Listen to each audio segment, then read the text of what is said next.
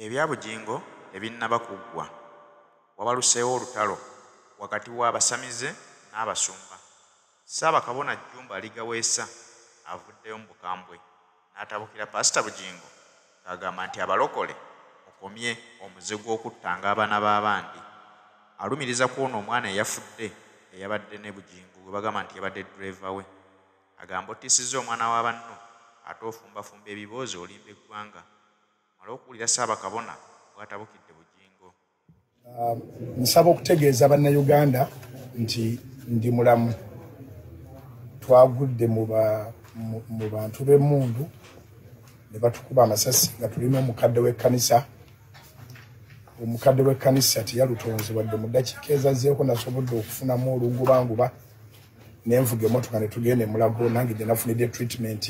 Abalokole mulekeraawo kakati abadde afumbafumba Kanani emulemi okuzimba. Bujingo byakola bibadde bimuweddeko kati anoonya ebipya okudda mu matu g'abantu n'amawulire. Abaana b'abanna abasse. Nsaasira ab'ennyumba omukadde w'ekkanisa mwazaalibwa wadde twafuuka baluganda kuba mu Kristo tubeera baluganda era tukola ku nteekateeka ez'okuziika kugenda kubeera kwa Lwakutaano.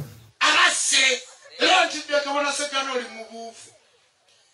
Olwakiwulidde ayogeddeawo n'agamba nti nga Bujingo bassabo ne banyawo bannamawulire ba Uganda njagala okubategeeza Bujingo teri amukubye masasi wadde pasita wadde ki wabula ddereeva ono abadde amanya ebintu bingi n'ababaza lwaki yakyusiza ekifo kati agenda kuyimira Yesu yabadde akuuma omanyi Yesu bannayuganda nga basiruwala. N'ekisinga obukulu siyina muntu yenna gwe nsonga mu lumwe nti ayinza okuba nga yali emabega w'okukubwa kwange amasasi. Awo twavaawo awo twakola ki nammwe mubuulire abantu baleke kubasiruwaza. Kyekyanzijjidde nti vuga ng'odda Mulago oluvannyuma lw'amasasi agabadde gawandagadde ku mmotoka. Kati weebuuza abaana b'abanne abatudde mu mmotoka ne bamutwala mu ICU kuba mutute Mulago mu ICU kyokka yagenza akubye emmotoka ku ssaawa 7 bw'ate akuddeyo agenze mu pureya mu kisenge mu pureya rumu mu kisenge kye eri ku lw'ebusunju kozi bayita Namayumba ewuwe ssaawa zigenza okuwera 7 ng'amasasi gaba kubiddwa nnyo ekitundu n'ajja emmotoka ku ssiini abasekirite bonna okutuukawo nga teri mudduukiriza teri ki Pastor Mulamba nzoyinza nebakubira ku lusente wano yinza okubula adduukirira ne wabulawo teriwo wabujulizi n'omu. Abalokole mwenna mu Uganda mubuuke ebikanisa ebyo ebibadde biridde mubituwe tubisamiriremu.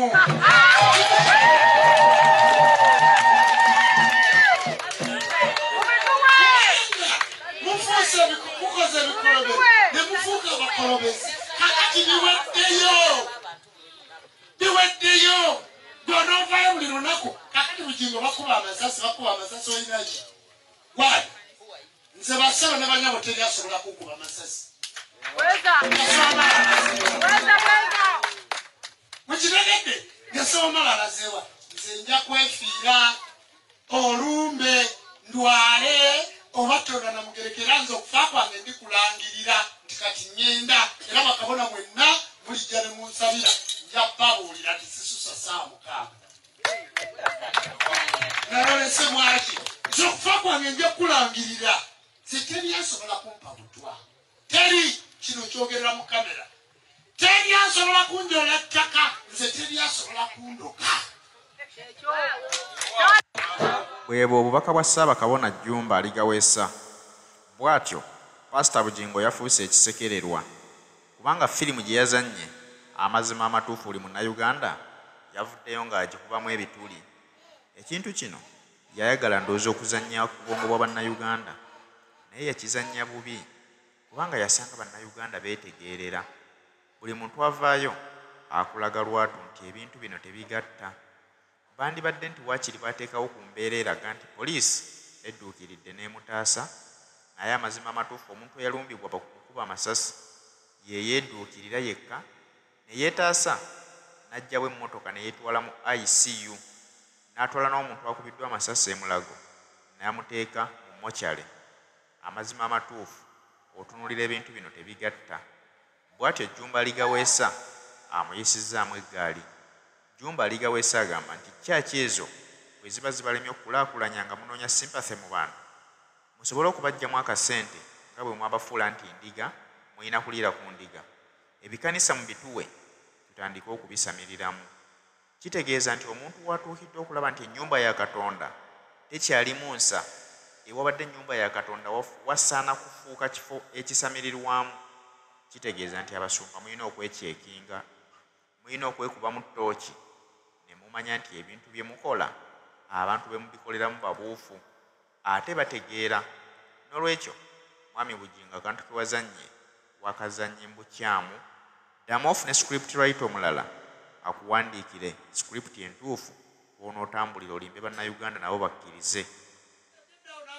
Bujingo bassabo ne banyawo bannamawulire ba Uganda njagala okubategeeza Bujingo teri amukubye masasi wadde pasita wadde ki wabula driver nabadde amanya ebintu bingi n'ababaza lwaki yakyusiza ekifo kati agenda kuyimira Yesu yabadde akuuma. Omanyi Yesu bannayuganda nga basiruwala. N'ekisinga obukulu siyina muntu yenna gwe nsonga mu lumwe nti ayinza okuba nga yali emabega w'okukubwa kwange amasasi. Awo twavaawo. Awo twakola ki? Nammwe mubulire abantu baleke kubasiruwaza. Kyekyanzijjidde nti vuga ng'odda mulago oluvannyuma lw'amasasi agabadde gawandagadde ku mmotoka. Kati weebuuza abaana ba banne abatudde mu mmotoka ne bamutwala mu ICU kuba mututemulako mu ICU kyokka yagenza akubye emmotoka ku ssaawa 7 bw'ate akuddeyo agenze mu prayer mu kisenge mu prayer room mu kisenge kye eri ku lw'ebusunju kozi bayita namayumba ewuwe ssaawa zigenza okuwera 7 nga amasisi gaba bakubiddwa nnyo kitundu n'ajja emmotoka ku ssiini abasekirite bonna okutuukawo nga teri mudduukiriza teri ki pasi omulamba nzoyinza nebakubira ku lusente wano yinza okubula adduukirira ne wabulawo teriwawa bujulizi n'omu. Abalokole mwenna mu Uganda mubuuke ebikanisa ebyo ebibadde biridde mu bituwe tubisamiriremu.